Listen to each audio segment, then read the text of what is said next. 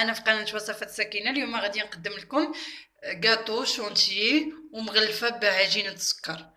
بالنسبه لهذا الكاطو هذه غادي نحتاجوا العجينه الجينواز اللي سبق لي وخدمتها معكم، ولا كريم شونتيي. غادي ناخذ قشده طريه، خديت هنايا اطرو ضربته مع 200 غرام ديال السكر سنيده صافي، والسيرو باش غادي نسقيو الحلوى وعجينه السكر. غادي ناخذ واحد اللاطه اللي مفرشه بابي سولفيغيزي، وغادي ناخذ البسكوي اللي قطعناه بالسيركل. كتستعملوا القطاعه اللي بغيتو، كنقطعوا جوج قطع بحال هكا، كنستعملوا جوج جينواز وكنقطعوهم بهذا السيركل هذا صافي. ودابا غادي نوضعوهم هنا وغادي نسقيوها بالسيرو.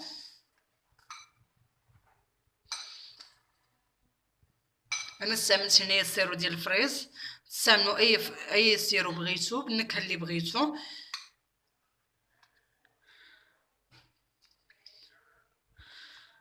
صافي كنانبيبيو غير بشويه، ما كنفزقوهاش بزاف، حيت هذه هي القاعده اللي كتهز لينا البسكوي. واصلا البسكوي اللي كنبغيو نغلفوه بعجينه السكر ما خاصناش نفزقوه بزاف باش ما يفسدش لينا لاباط صافي. ودابا غادي نضيفو طبقه ديال لاكريم، كنديرو غير شويه ديال لاكريم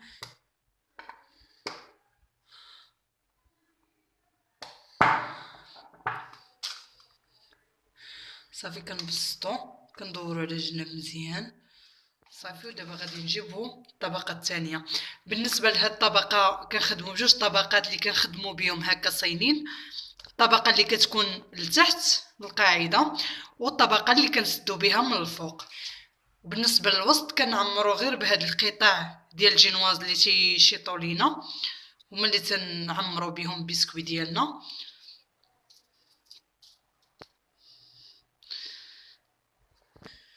غادي نعاودو نانبيبيو بالسيرو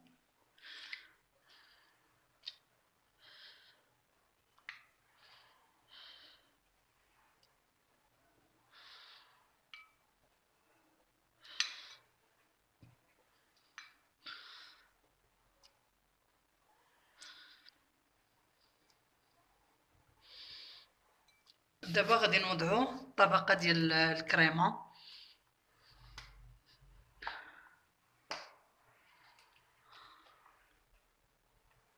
بحال هكايا، كنسرحوها على الوجه ديال الحلوى كامله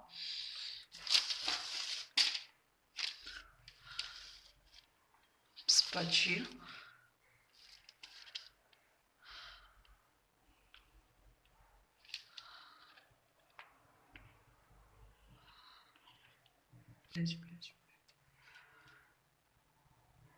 دابا غادي نوضعو القطعه الثالثه عفوا. غادي نوضع القطعه الثالثه وكنضغطو شويه. منين كنوضعوها كنضغطو شويه بحال هكايا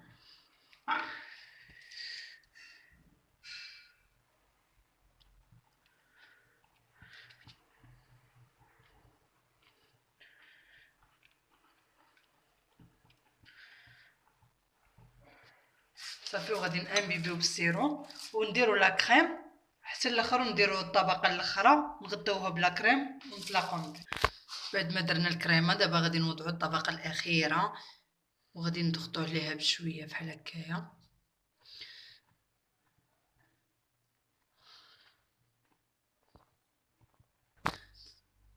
بالنسبه للطريقه الطبقه الاخيره غادي نانبيبيوها غير بشويه، ما كنديروش بزاف ديال السيرو غير باش ما تجيناش ناشفه.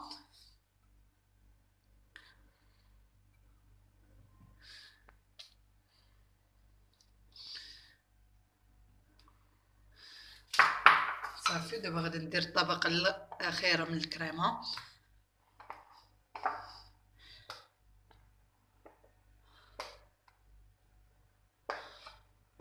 دابا غادي نجيب سباتشي باش غادي نخدم. كنجي هنا الوسط كنضغط غير بحال هكا بشويه. ودابا غادي نجي غادي نبدا صافي كنسرح الكريمه على الوجه كامل، وغادي ندخلوها المجمد تقريبا واحد ساعتين حتى كتشد لينا الكريمه. عاد نخرجوها ونطلقوا من بعد للتزيين ديال الكاطو ديالنا. بعد ما كنخرجوها من المجمد كناخذ واحد الفوطه فيها الماء سخون وكنحطوه على الجناب ديالها وكنزولوا الاطار، اولا اللي عنده الشاليمو كيدير الشاليمو وكنزولوا به الاطار كيتزول لينا بسهوله. ولا منين كنديروا فوطه في ماء سخون وكنحيدوا الاطار خاصنا نعاودوا نرجعوا المجمد بين ما خدمنا العجين ديال السكر ديالنا. هذه هي عجينه السكر، انا هي سرحتها، غادي تلقاوني نزلت لكم الرابط ديالها اسفل الفيديو. ودابا غادي نبداو للتغليف ديال الكاطو ديالنا. صافي كناخذوا الرولو بحال هكايا. صافي دابا غادي نجيبوا الكاطو ديالتنا باش غادي نغلفوها. صافي كنوضعوا العجين ديالتنا بحال هكايا على هذا الشكل هذا.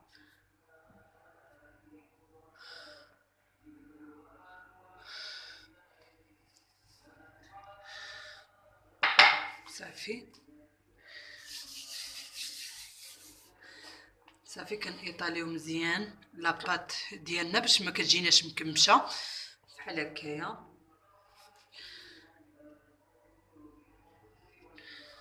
نسرحوا بعدا.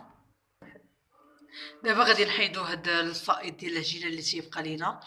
كنجيو بحال هكايا تنقطعوه غير بالسكين عادي على هاد الشكل هذا.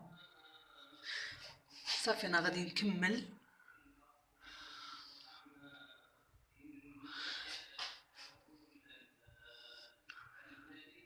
صافي دابا فاش كملنا كامله دابا غادي نحيدو هاد الفائض هذا غادي ندوزوه على جنب. فهذا كيبقى ما كيضيعش، ممكن نخدموا به اشكالات اخرين. ها هي الكاطو ديالتنا منين كنغلفوها. الشكل النهائي ديال الكاطو ديالتنا كتجي على هذا الشكل هذا بعد ما كنزينوها بوريدات. نتمنى انها تروقكم وتنال اعجابكم. ما تنساوش تشاركوني تعليقاتكم، ديروا جيم فيديو، تبارطاجيو مع صحاباتكم، تابوناو معنا في لاشين باش توصلوا دائما بالجديد ديال وصفات سكينه بالصحه والراحه. الى وصفه جديده ان شاء الله.